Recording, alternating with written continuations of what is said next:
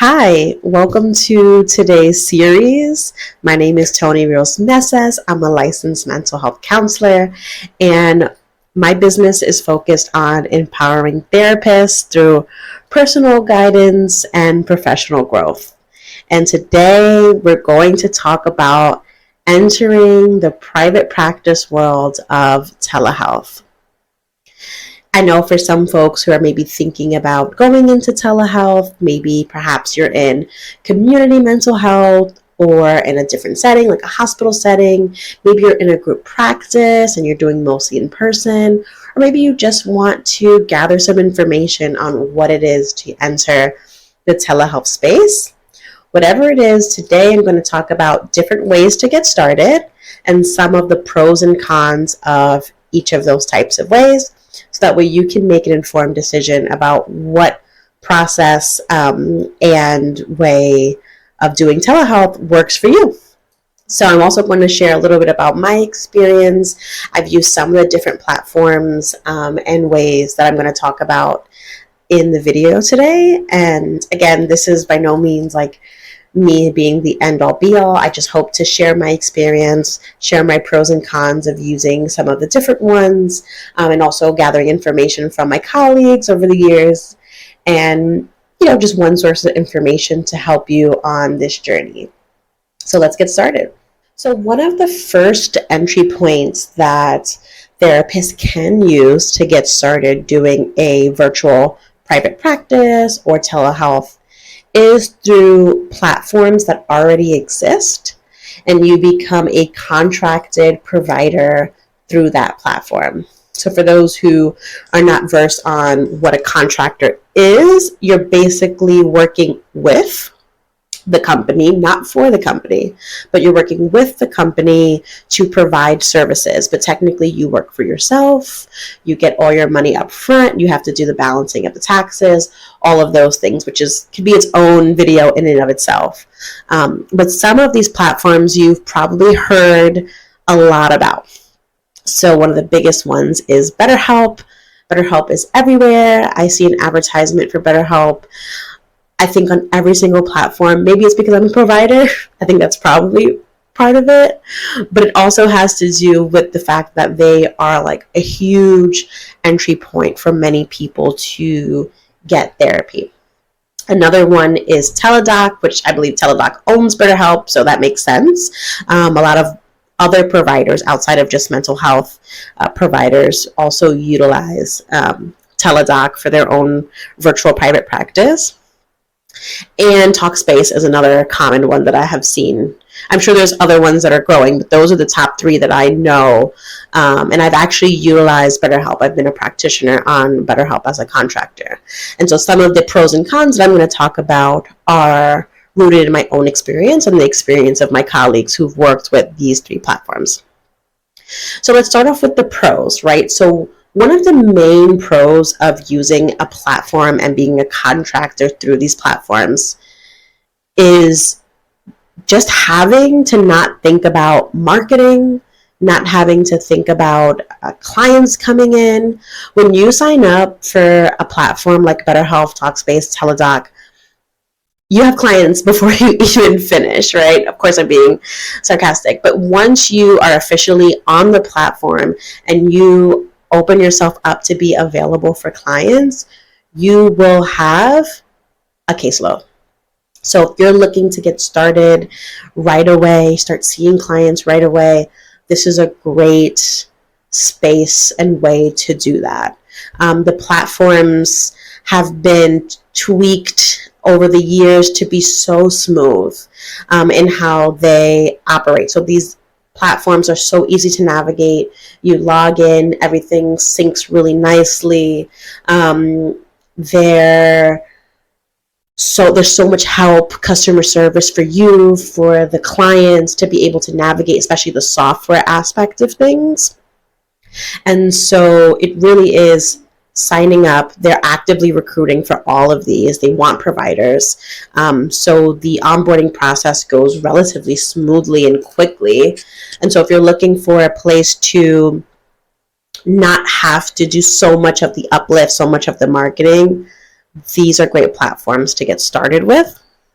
The other big positive of joining these types of platforms are the fact that you don't have to deal with a lot of the red tape of getting signed up for insurance panels.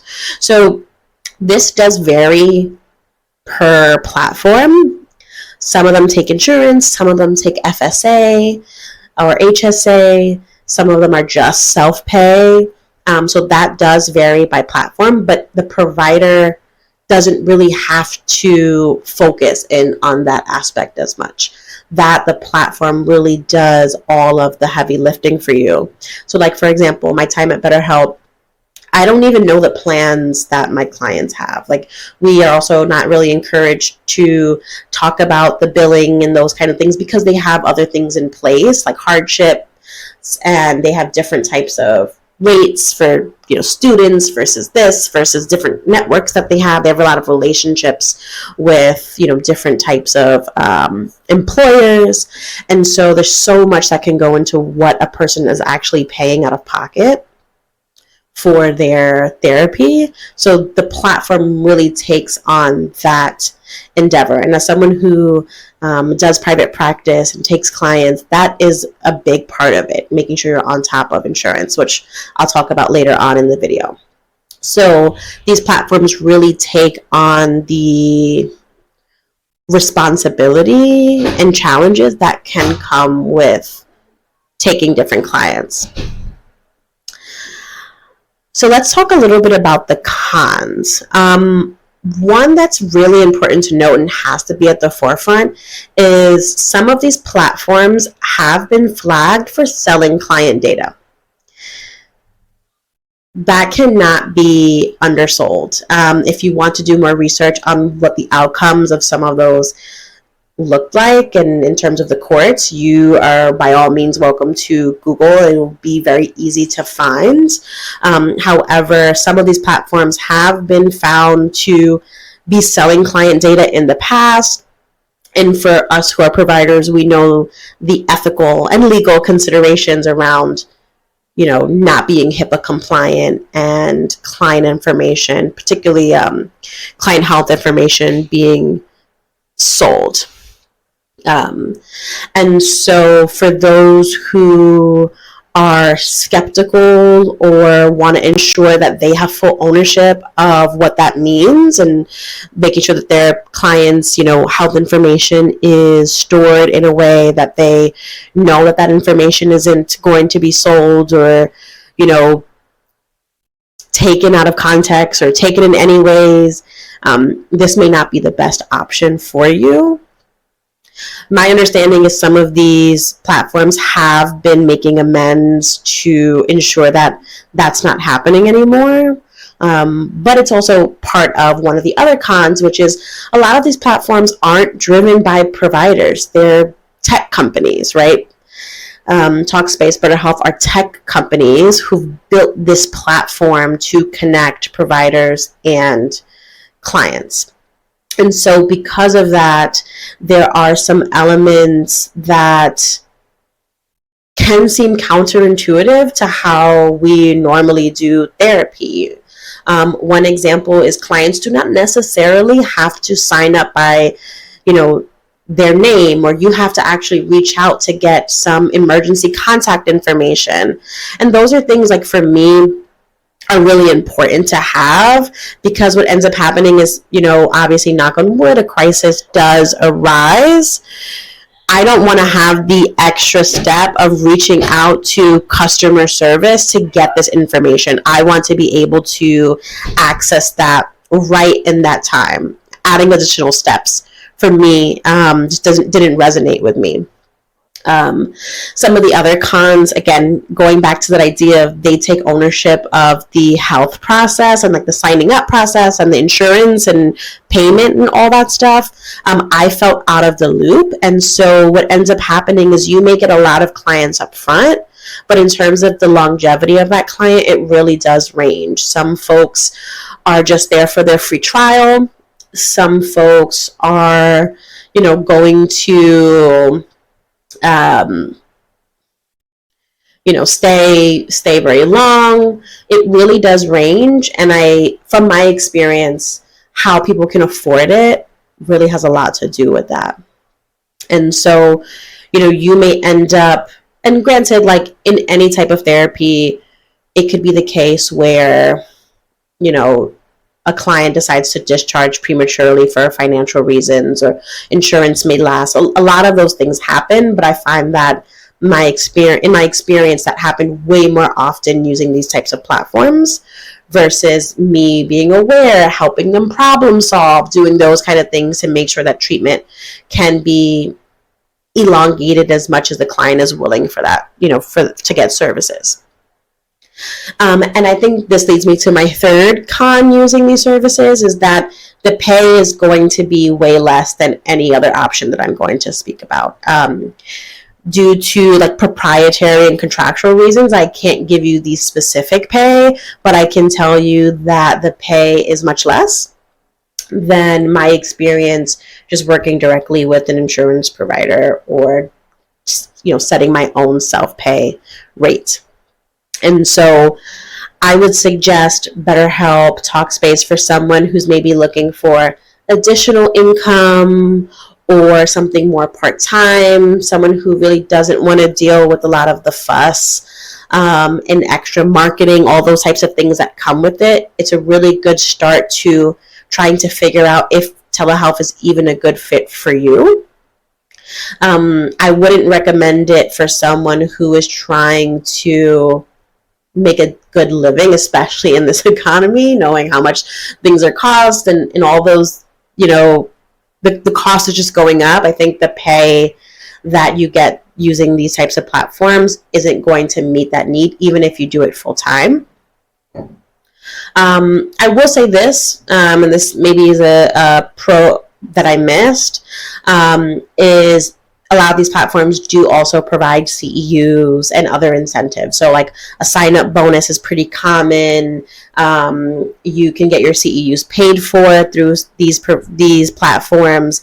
And so the cost of that, depending on your needs, could also be an additional incentive for why you would use a platform such as BetterHelp, Talkspace, Teladoc, and so on. So the second type of way that you can get started on your telehealth journey as a therapist is to join a group practice. And so I'm going to be talking about some online group practices that you may not even know are actually group practices. But for those who are unfamiliar with this language, a group practice is in essence a company, business. It could be another mental health provider who does the oversight of a group of therapists in some form or fashion.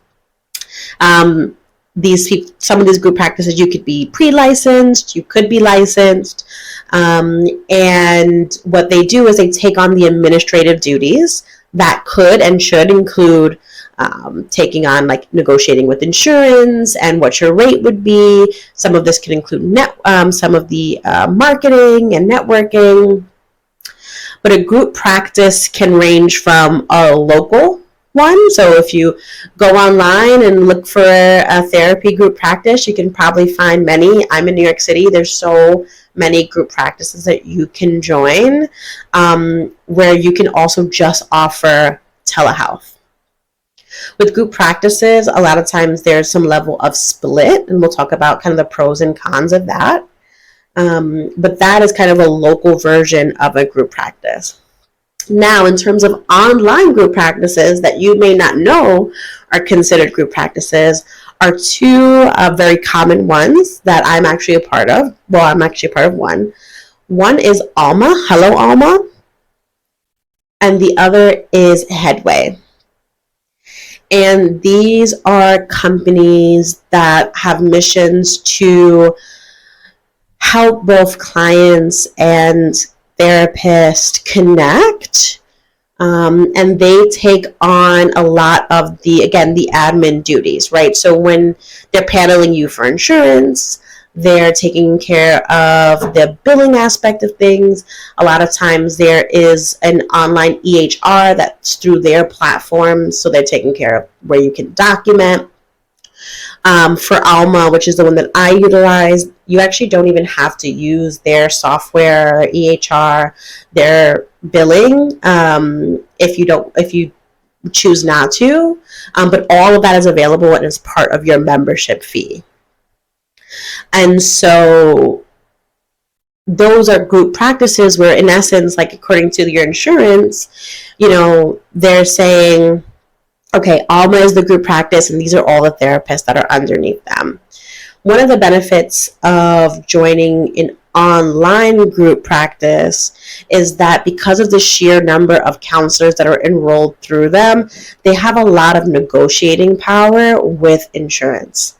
And so for those therapists who are very interested in taking insurance for either personal reasons or ethical reasons or financial reasons, whatever that may be, you get really great reimbursement rates through using some of these group practices. And that also includes local group practices as well. I have many colleagues who we have very similar rates of reimbursement, and they're also in group practices. So let's kind of dive into some more of the pros. So as I mentioned, one of the pros is they take on that ownership of the insurance, paneling, kind of this one-stop shop of, documenting. Some of the other pros include, because they take on a lot of those administrative duties, they do some of the marketing. I would say they definitely do their marketing. If you go online, you'll see them come up. So there's the marketing done there, no doubt about it. I will say, and maybe this is more of a con, but just a little comparison to kind of something like a BetterHelp or a Talkspace or Teladoc, the amount of clients that come in towards you are way less. But you do get clients that still come in through that way. So I say that to say that there is a level of marketing. You do have a website that goes through some of these. I don't know many group practices that don't have a website that highlights their therapist. So I would say this is definitely for both local and online group practices. You don't have to spend money on creating a website for yourself. You can just use theirs. And that helps, again, with resources, with getting started. The membership fees, I guess this could range, right? So some group practices, what they'll do is a split, right? So, an 80-20 split for licensed folks, right? So 80% of whatever you bank goes to you, and then the 20% goes to the group practice, right? For doing all the things that I just mentioned. There's some that are less, right? 60-40, there's a lot of different. So that's part of the research that you have to do to figure out, one is what are the reimbursement rates, and then two, then what would that mean in terms of the split, if they're using a split type of way. One of the other things that group practices can do, and you see this a lot more with local group practice, is that you can either be a contractor, as I mentioned, which means you work with the company, not for the company, which means you get all of your money and you have to do the budgeting for your taxes, but you're still an independent contractor working for yourself, but you work with the company for these things. So that's what we'd call like a 1099 contractor. Then there's some group practices that you actually can work for the company. So that's a W-2, and you may have either a salary, you may still have a split, but you can also get additional benefits such as health insurance, and all the other benefits that, we sometimes give up by being independent contractors. Sick days, vacation days. This also could vary. CEU reimbursement, training, supervision, maybe for folks who are still pre-licensed or want to get additional supervision, maybe for a modality. So these are some of the benefits that can come with group practice, but it really varies, and it's really helpful for you to identify what your needs are, what are your must, and what are your optionals, to then dig into if these group practices are helpful for you. For, practices online, such as Alma and Headway, you're a contractor. They don't have a hiring option. So, things like, again, insurance, you'd have to kind of weigh the pros and cons about how you would access that. This is a bit of a side note, but it also made me think about BetterHelp. If you take a full caseload with BetterHelp, they do have insurance options. So that is something to think about if you are thinking about potentially going in that route. But for Alma, Headway, that's not necessarily something that's already built in. They do have community support, so you can ask colleagues for support in that way, but that's absolutely a con in thinking about. That can depend on the person. Going back to pros for a second, the other big pro is the community support. So again, I'm saying this from my experience with Alma. I imagine that other ones have very similar spaces. However, Alma has an incredible network of community support that is actually mind-blowing, and it's just extremely supportive. Just a lot of therapists helping therapists. There's different pages. You can do it by your state that you're in, your municipality, your modality, your own background. I'm part of the New York group. I'm part of the Latino Hispanic group. I'm part of a CBT group.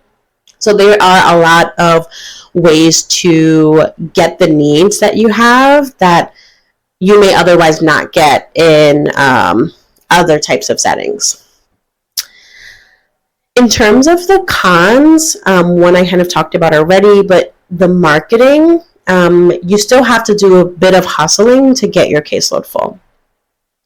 There's a lot of therapists out there and in these practices, these group practices. And so because of that, you may have a client reach out to you and 3 other therapists, and they're weighing their pros and cons as they're right. So you really have to think about, how do you want to, differentiate yourself? Where else do you want to market yourself?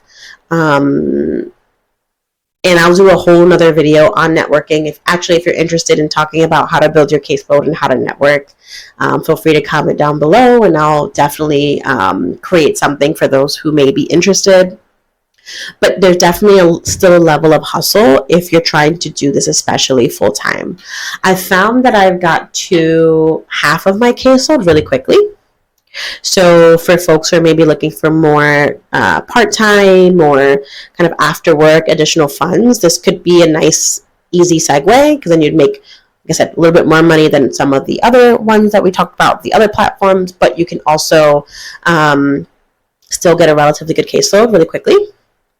But if you're looking to do this full-time or have a good amount of caseload, this is something to consider. Another con, and this may be specific to Alma and Headway, is that you do have to be fully licensed for those. Group practices, it varies, but then, of course, if you're not fully licensed, if you're pre-licensed and you need supervision hours, your pay will be different, whether it's the split fee is going to be different or the your salary is going to be different, right? That just comes with being pre-licensed. Again, a whole other video where we could talk about pre-licensure pay and a lot of the gripes that our mental health community we need to talk about, but that's something to think about. But for Alma and Headway, you do have to be fully licensed, and that's actually the same for BetterHelp, Talkspace, and Teladoc. You have to be fully licensed to use those platforms. They don't want to take on the liability. The liability for client work all falls on you. And so another con to think about when it comes to Alma is that you still have to have some of the other infrastructure in place. So though they take on a lot of the administrative duties, you still want to make sure that you have your own HIPAA compliant email. These things aren't that hard to do, but there's steps that can easily fall through the wayside. But yeah, so you want to think about that. So yeah, they're going to contact you via Alma, but then at some point Alma's going to say, okay, you have to reach out to them, right? So you still have to have a number, you still have to have an email. This is not something that happens in like the BetterHelp, Talkspace platforms, because all of that communication happens within those platforms. Where through Alma, you have to develop the infrastructure for that to happen. And of course, you want to make sure you're doing it in a HIPAA compliant way. Alma does have support on how you can do that and how you can develop that, but that is something that you have to think about. And yeah, I mean, again, there's a lot more pros and cons I can, talk through, but I think those are the, kind of highlights for each of those. So the last option is an option that I kind of have one foot in, which is the do-it-yourself option, right? That is no platform, no group practice. You are by yourself doing the all of it, the networking, if you're interested in taking insurance, the paneling, if you're not taking insurance, setting up your own way to get, payment and your own EHR. And it's not actually as hard. I mean, lots of therapists do this way. It just takes a lot of you doing a lot of the upfront administrative work to create your system. And so there's a couple ways this can look. It's just you working for yourself, you reaching out to insurance panels, you doing the negotiating if you're going to take insurance. If you're not taking insurance, creating your own structure for how you're going to do self-pay, creating the ways to get the funds, of course, in a way that's also HIPAA compliant, because some of the common ones that maybe other fields can use may not be helpful for you, right? Like a PayPal is not something that necessarily we can use, but there's other, websites or platforms like ID Pay that you can use. And that's basically it. Like, you're basically doing this yourself. You're creating your own EHR. You're contracting to another EHR. You're setting up your own marketing. You're doing all of the legwork that comes with it. So some of the pros of that is that you get to create your own, system for how that works. You get to completely design it based on your needs. You get to decide all of it, right? And you have so much freedom in what that looks like. You get to have full control. You don't have to worry about, hey, like, is, this platform or X platform, are they selling client data? Are they, are they ensuring that, like, we're getting a good amount? I would like to negotiate, but that's out of my control because I'm out of this practice. Or the split is really high and I don't want to give 30% to this group, right? So there's all that stuff that you don't have to worry about because you're reaping all the financial rewards that you're putting in. You have more control over, the cost of everything. You are really kind of the accountant, so you're keeping track of what your cost is, and then of course, deciding what you're going to do with the rest of those funds. And it's a really exciting kind of way to do business, right? In essence, you're in full business mode as well as therapy mode. Some of the other pros is that you can then take this and create your own group practice, right? So when you're using some of these others or you're part of another business, you're working for someone who decided to go this route. You're working for someone who said, you know what, I'm going to do this on my own, and then I'm going to expand and create networks and marketing, and then hire someone else or contract with someone else and develop someone else and take on interns, take on supervisees, partner with a colleague that I've worked with and grow the practice. And it's a really exciting way to really take on the business side of things full force. And you can expand and grow and be bold in so many different ways. And I find that actually to be extremely fascinating. And it takes a level of entrepreneurial spirit that is just super exciting. So that's really the pros, right? You get to do all of this on your terms the way you want it. I think some of the cons are just inherent with that, right? Higher risk. You have to do a lot of that legwork. You're doing a lot of the administrative work.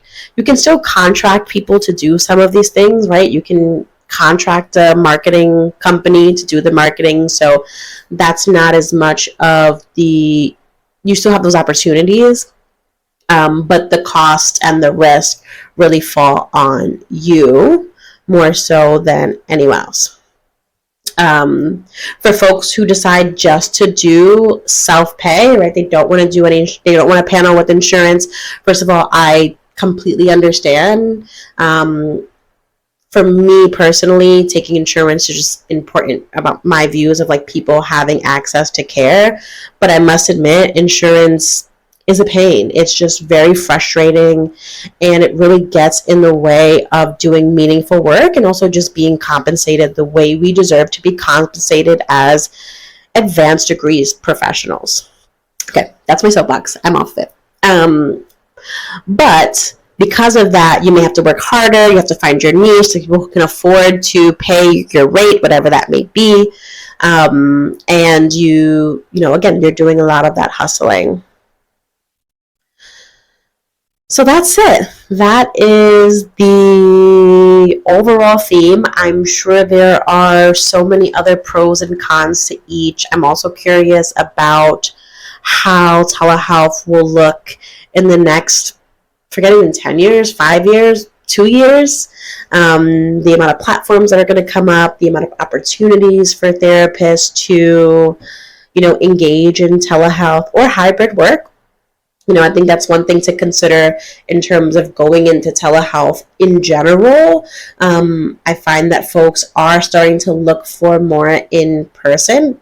Granted, there's plenty of people who are looking for telehealth, so don't let that necessarily stop you, but it is something to think about for folks who maybe are considering, all or nothing. Maybe a hybrid approach is something that you may want to consider. But in terms of the opportunities to go into entrepreneurship, there are so many out there. And so, again, just reiterating that these are my experiences. This is my view from my own personal experience working with some of these platforms or these different ways to do telehealth and talking to my colleagues. But I am sure that there are so many different experiences, and I would love to hear some of that from you to help just inform my own thoughts on these things. And, we just want to remember that, whatever you decide, you as a therapist are in the driver's seat, and you get to build the life, the business, the way you want to help people in a way that also works for you. And so I think that's the thing that I find the most exciting about telehealth as an option, and for therapists who are considering it, is that we are no longer, or we are increasingly able to assert our value and work within the spaces and needs that work for all of our individual needs, whether it be financial, family, personal, professional. You choose your niche. You choose how you want to, you want to do self-pay insurance. You don't have to do all of them. You can do one of them. There's so many ways to diversify, and private practice really allows for so much of that flexibility, and telehealth then expands that even further in terms of that flexibility. So I really hope this was helpful for your journey. You are welcome to check out my website, TonyRoseMieses.com, to explore more resources. And if there's any content or videos or things that you'd like me to expand on, feel free to add that in the comments. And best of luck on your journey.